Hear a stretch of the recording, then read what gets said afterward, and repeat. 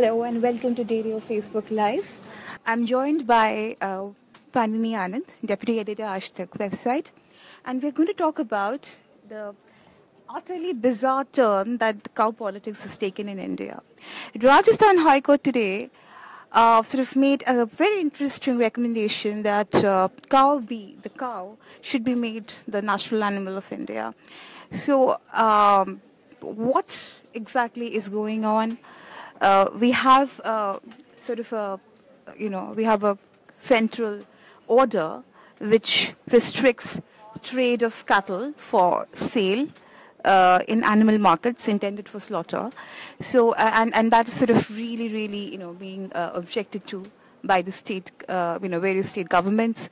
Right now, what we are witnessing is, India being split, wide open over the issue of the cow. So, Panini, what do you think is happening as of now? Is the judiciary right to step in and, sort of give its observation when it's totally unsolicited? What is exactly happening? So, Mr. Sharma, who has given this judgment, this was his last day. And he is saying it very clearly that this is voice of my soul. This is coming from inside. And I am a Shiva Bhakta. All these things. Now, do you think that these kind of comments in the observation, or when you make such kind of judgment or observation or recommendations to the government, and if you make these kind of points, it doesn't reflect that this is a legal document or coming from a jurist.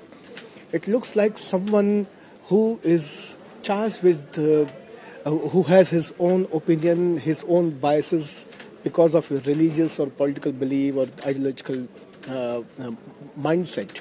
He is making that kind of recommendations. It doesn't look like this. I have gone through this 5 pages of High Court judgment today, and it doesn't look like a copy of something coming from the court and from a judge. It looks like someone is making his own opinion. So, and he's doing this very smartly on the last day of his employment as a judge. But see that 3 different high courts are saying 3 different things. Kolkata High Court is saying that there is no ban on beef at all. Kerala. And then the same thing is about, Madras High Court has given a stay order. So now high courts are making different opinions about the status of cow and cow meat and rehabilitation of cow, and this मुझे लगता है कि ये मतलब अजीब सी गृहयुद्ध वाली स्थिति हो जाएगी अगर लोग कोर्ट्स तो this will make that, like India, which is now driven by one party, one man, one agenda, one dream, one kind of one flag. Everything is just so monotone, and then different voices from the high courts.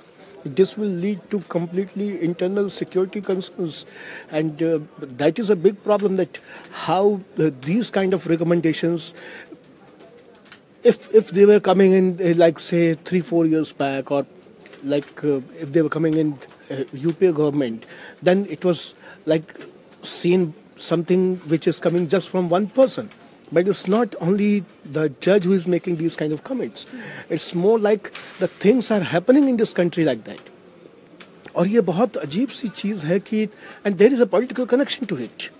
When we see these things in the political context and socially how it... Do you see that, there's a sort of a similarity in pattern, even in the national anthem judgment. It was a very politically colored judgment. Yeah. Though the Rajasthan High Court observation is not a judgment per se, it's an observation. But nevertheless, the fact that, completely, politically charged observations are coming from the court, and they are sort of trifurcated literally, because the different courts are not in agreement over the issue. So what does it indicate as of now? See, the mandates are for the servants. Mm-hmm. In a democracy, mandates are for servants. The servants, the public servants, the people who say that we want to represent you, people give the mandate to go and make the laws and do the things according to the wish and will of people, which is correct in a democratic and legal manner. But what is happening? The mandate has become the mood of nation, and that the desperation to match to be in a parade with that mandate and that ideological frame is a very big concern for me. So be it national anthem or national flag or Indian Army, you can't criticize a party, you can't criticize a cultural organization, you can't criticize anything which has something to do with the Hindu identity or particular religious identity and existence. This is not the way we should be, because we are so diverse society. The BJP leaders from Kerala, they eat beef. The BJP leaders from UP, they worship cow. So there are two different things within the same party. My concern is that in a democracy and with such a diverse society and belief and like India as a secular country which has multiple religions and caste and religious identities, in this kind of society, when the hopelessness comes from because of a political mandate or because of a political establishment, we find we approach courts for a legal and constitutional intervention in the things. Now, if even courts will start speaking the same language, then it's So it's like the last, you have missed the last train also. It is like complete hopelessness, and this is not something good, because it might look good and it might look be a very happy, cheerful moment for some individuals or a group of people, that this is a very good time and we are proving our nationality and nationalism and we are showing our patriotism. But they are wrong, and in long run this is going to damage even the cultural and social fabric of this country, and that's a big concern. Interestingly, I mean, this judgment comes right after a whole spate of lynchings that have happened in the name of the cow. And, in every case, the victim has been a person from a minority background, either a Dalit or a Muslim. And there have been fatal lynchings to the extent that many people have died. We have Akhlaq, we have Pehlu Khan, we have, quite a few others. And this has been happening in all the BJP ruled states, and where there is, BJP doesn't have, is not in power, it is creating situations, riotous situations almost, where it's cow nevertheless becomes a sort of a leaf motive. So, I mean, while we are seeing the central government itself pushing a legislation which is clearly unconstitutional, as many experts have already, commented upon. There are pieces in DailyO as well, and absolutely, and we have, something that is unconstitutional has been pushed by the highest, by the Ministry of Environment, which is coming, from the central government itself. And we have the states actually finally putting forward a very concerted, opposition to this diktat from the center. So do you see that, finally the opposition is actually waking up and sort of providing a more coherent narrative, and a sort of a narrative to challenge the politics of the cow, or whatever is happening in and around the issue of the cow? Yeah, I see, and I think that this is really the real serious concern, which you are what you have just said, because in the BJP ruled states, the message is written on the wall, ki ab kahan jayega. Because, see, take the example of Rajasthan. This happened in Behrol area, and then the similar incident happened in Jaipur also, where a chicken and mutton selling some restaurant, run by some Muslim, and then PUCL and all those intervene in this. So they were like, and they are still worried about it. So what is happening?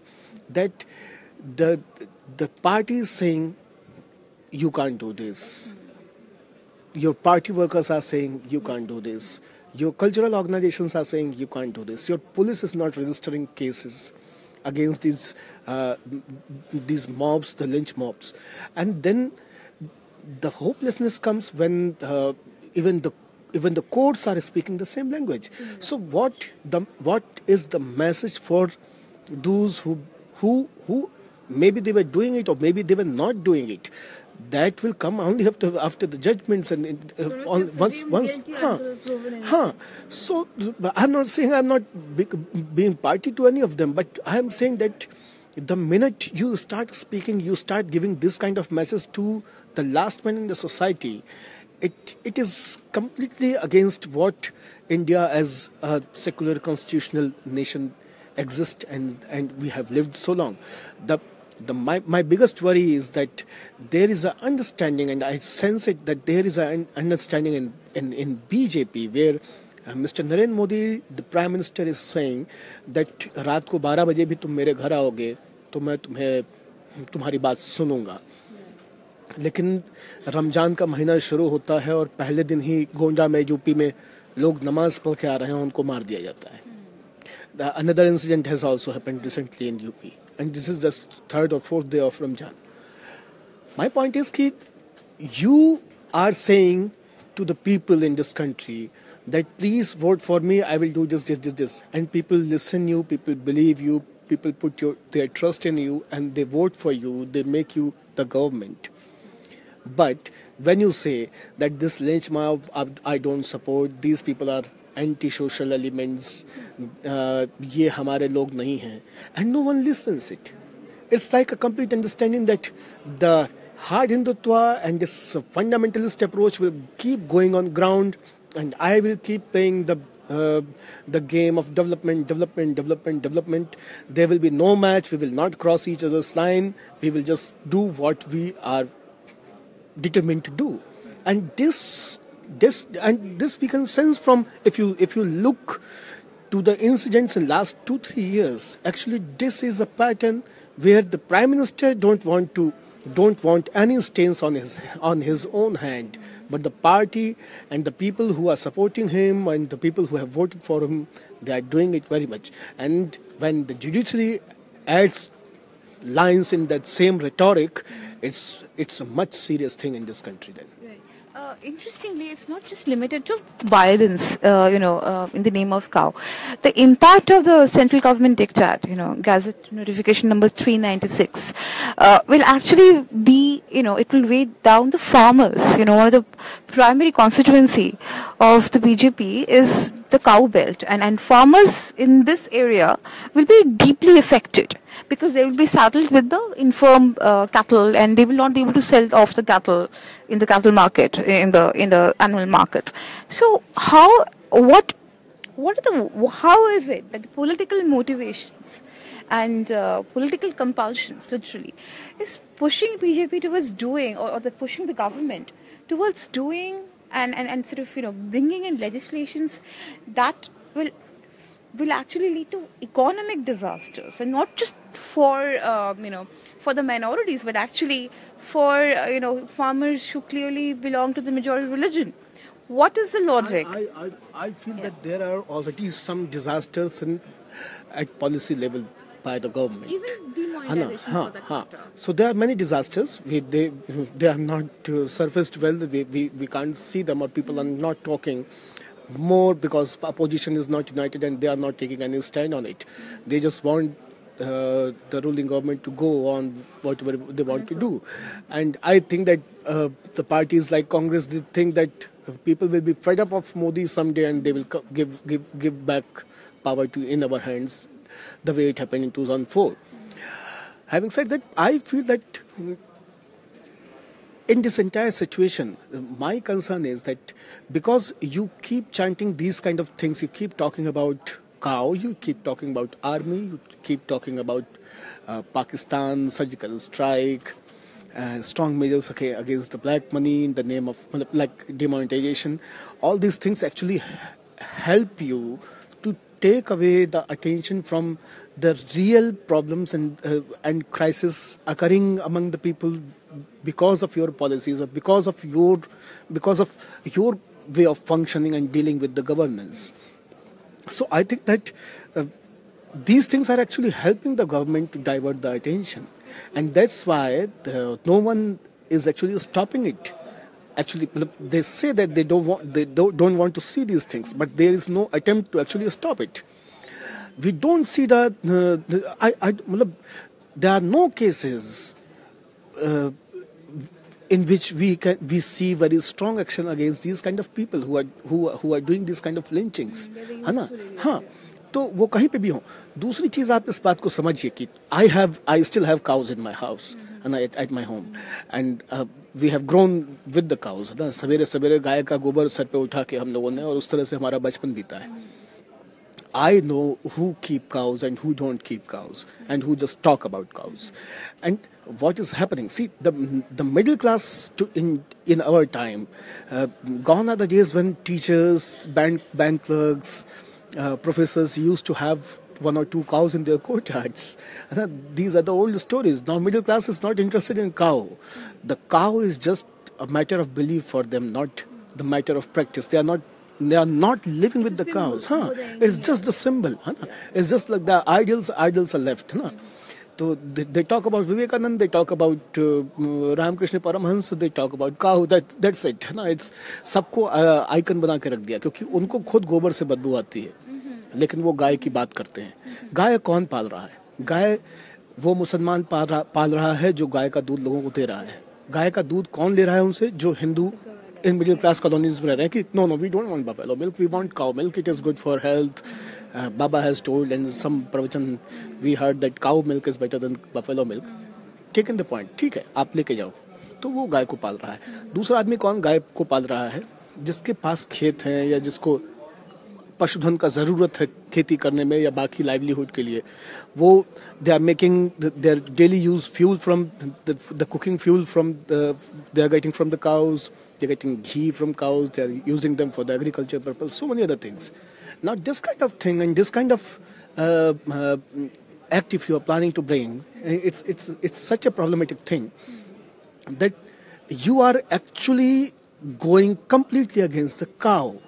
Leave the people apart, leave the minorities or Dalits or all sections. This entire movement created by the RSS and the BJP or the supporters is actually going against the cow. Why? Because Muslims will now not keep cows. They will say, we are keeping buffaloes. If you want milk, that's fine. If you don't want, I am sorry, sir. Cow is a mahenga deal for us. For agriculture, people used to keep cows. Now, you can't sell the cattle. It will affect the breeding in other places. So, husbandry of cows. बिल्कुल.